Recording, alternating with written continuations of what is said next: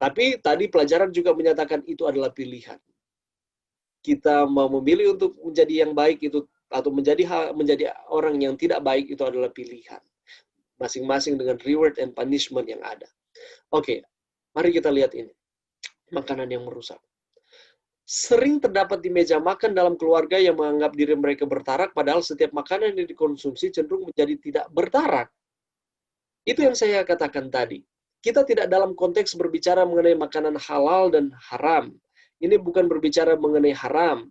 Di dalam Imamat pasal 11, bilangan 14 dan 15 dan lain sebagainya. Tetapi dalam konteks ini kita sedang mempelajari mengenai makanan yang halal yang kita konsumsi. Seringkali makanan ini walaupun halal menyebabkan kita katanya cenderung menjadi tidak bertarak. Contohnya ada makanan yang banyak di dalam meja, makanan tersebut adalah makanan-makanan yang halal, yang sehat sebenarnya, tetapi ketika kita mengkonsumsi dalam jumlah atau takaran yang sangat banyak atau yang sangat besar pada satu kali makan, maka itu akan menyebabkan kita overeating dan pada akhirnya itu akan merusak akan organ-organ tubuh kita, terlebih khusus organ pencernaan kita. Nah, kehancuran orang-orang muda yang penuh harapan dapat ditelusuri dari nafsu makan yang tidak normal, yang disebabkan oleh makanan yang tidak sehat. Hati-hati. Sekali lagi saya mau katakan, kehancuran orang-orang muda yang penuh harapan dapat ditelusuri dari nafsu makanan yang tidak normal, yang disebabkan oleh makanan yang tidak sehat. Ketika saya marah, ketika saya khawatir, cemas, ketika saya tidak dapat menahan akan emosi saya, coba cek apa makanan yang kita konsumsi.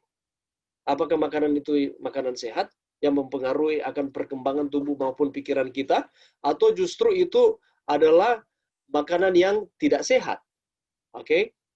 Dan seringkali katanya itu ada di meja makan kita. Seringkali itu makanan-makanan yang kelihatannya sehat, ya itu memang sehat, tetapi dikonsumsi dalam porsi yang sangat besar dan itu menyebabkan tidak sehat di dalam tubuh. Apalagi makanan-makanan yang tidak sehat yang kita konsumsi dengan porsi yang sangat besar. Oke. Bagaimana dengan teh, kopi, permen, kue, dan daging? Teh dan kopi, gula-gula, kue-kue lezat, semuanya adalah penyebab aktif gangguan pencernaan. Dan ini betul. Dan ini sangat betul. Di sana dikatakan bahwa apabila kita mengkonsumsi, saya tidak mengkonsumsi teh dan kopi. Tetapi seringkali saya mengkonsumsi akan gula. Oke? Gula. Kue-kue lezat. Dan ketika kita mengkonsumsi, atau saya terlebih khusus secara pribadi mengkonsumsi akan hal seperti ini, maka seringkali itu sakit perut saya. Atau sulit untuk buang air besar pada keesokan harinya. Atau mual-mual. Pencernaan terganggu.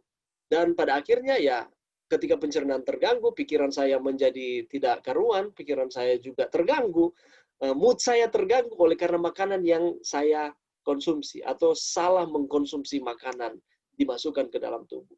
Tidak semua makanan yang enak-enak itu bergizi. Oke? Tidak semua makanan yang lezat itu bergizi, tetapi kita harus lihat manfaat dari makanan yang kita makan. Oke? Makanan daging juga itu sangat berbahaya. Karena menurut penelitian ketika kita makan daging, katanya ada membutuhkan waktu beberapa hari untuk daging itu dapat diproses di dalam pencernaan kita. Dan coba kita perhatikan ketika kita makan daging, kita akan lebih condong menjadi sembelit. Kalau bukan sembelit, kita akan apa?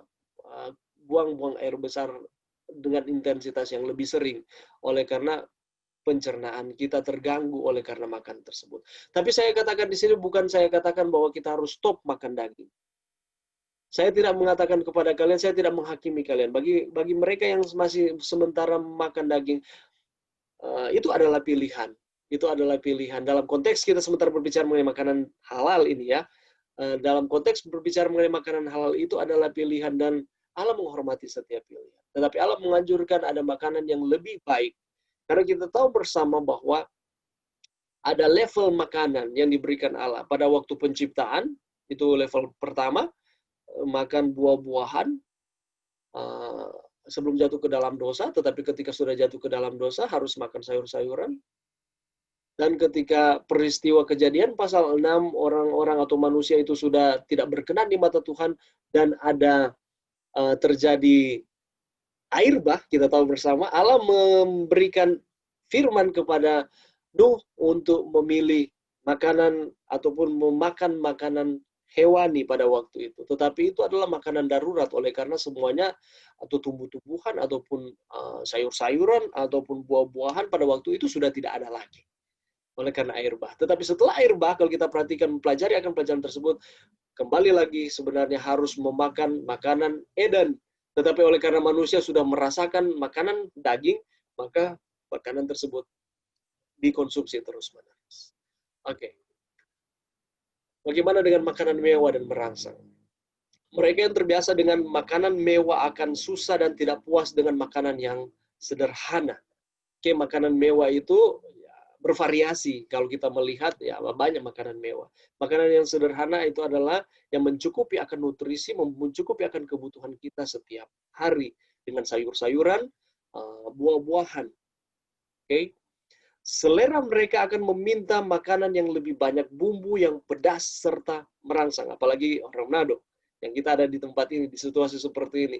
Kalau makan belum berkeringat, oleh karena makan dabu-dabu atau makan woku dan lain sebagainya yang sangat merangsang itu di dalam pencernaan, di dalam pengecap kita dan juga itu akan masuk di dalam pencernaan kita, itu belum cukup. Betul tidak? Saya juga sering seperti itu. Jadi di sini dikatakan bahwa kita katanya sering meminta makanan yang lebih banyak bumbu, yang pedas serta merangsang. Dan ketika kita memakan akan makanan seperti ini, imbasnya ke perut kita dan pada akhirnya ke seluruh tubuh kita. Kita akan rasa tidak nyaman, apalagi kalau makan pedas sebelum tidur, malam, akan sakit perut, sulit tidur, insomnia, dan lain sebagainya. Oke, pemanjaan nafsu makan adalah merupakan sebab terbesar kemerosotan tubuh dan mental dan menjadi dasar kelemahan yang nyata di mana-mana. Seringkali kita berbicara mengenai hal-hal yang baik yang harus kita lakukan. Kita sangat rohani. Kita sangat rohani dalam membacakan firman. Kita sangat baik, kita setia kepada Tuhan. Tetapi seringkali kita melalaikan akan pelajaran mengenai pertarakan ini. Oleh karena seringkali kita memanjakan akan nafsu makan kita. Kita tidak bertarak di dalam makanan. Kita tidak bertarak dengan apa yang akan kita konsumsi. Dan ini merupakan katanya sebab terbesar kemerosotan tubuh dan mental. Dan pada saat ini kalau kita perhatikan, penyakit-penyakit yang bermunculan pada saat ini bukan penyakit-penyakit yang berjangkit lagi, bukan hanya penyakit yang berjangkit lagi, tetapi penyakit-penyakit yang tidak berjangkit. Dan pembunuh nomor satu adalah jantung. Itu tidak berjangkit, tetapi itu didapatkan lewat apa? Pola makan. Makanan apa yang kita konsumsi. Dan ada anxiety disorder, ada bipolar, ada depression, dan lain sebagainya. Mental health, yang berkaitan dengan mental health. Kalau kita cek katanya, salah satu yang sangat berpengaruh sehingga terjadi seperti ini, selain masalah genetika, ataupun latar belakangnya di masa yang lalu, tetapi makanan atau jenis makanan sangat mempengaruhi sehingga terjadinya mental problem ini. Oke? Itulah sebabnya kita harus merubahkan pola makan kita dan lain sebagainya. Oke, semua harus belajar dari bertarak. Biarlah semua diajar mengenai nilai makanan yang sederhana dan menyehatkan dalam mencegah keinginan mereka kepada perangsang yang tidak menyehatkan. Mau supaya aman, ya kembali ke makanan Eden. Buah-buahan, sayur-sayuran, kacang-kacangan. Itu sangat baik untuk tubuh kita. Oke? Biarlah kebiasaan pengendalian diri segera dibentuk. Oleh karena pada akhirnya kita akan memutuskan sendiri. Apabila kita memutuskan untuk tidak mengendalikan akan diri kita sendiri, maka pada akhirnya akan terjadi apa? Kerusakan di dalam diri kita. Dan apabila terjadi kerusakan di dalam diri kita, itu atas pilihan siapa? Atas pilihan kita pasti. Oke? Di belakang ini, kalau kalian lihat, ada jenis makanan-makanan. Ada makanan yang sehat, ada yang makanan yang kurang menyehatkan, ada makanan yang tidak menyehatkan. Itu pilihan dari kita untuk mengkonsumsi mana yang akan kita konsumsi. Dan ketika kita memilih untuk mengkonsumsi akan makanan-makanan tersebut, maka itu yang akan membangun akan tubuh kita dan itu akan membangun akan cara berpikir kita. Sehingga pada akhirnya kita akan menuai apa yang kita masukkan ke dalam tubuh kita. Menuai apa yang kita masukkan di dalam perut kita ataupun di dalam apa yang kita lihat ataupun kita dengar. Oke, jadi berbicara mengenai pertarakan ini sebenarnya berbicara segala aspek di dalam kehidupan kita. Tetapi kita lebih fokus pada makanan pada saat ini. Tetapi tontonan-tontonan yang kita konsumsi, lagu-lagu yang kita dengarkan, apa saja yang kita makan, itu sangat mempengaruhi akan mau jadi apa kita nanti.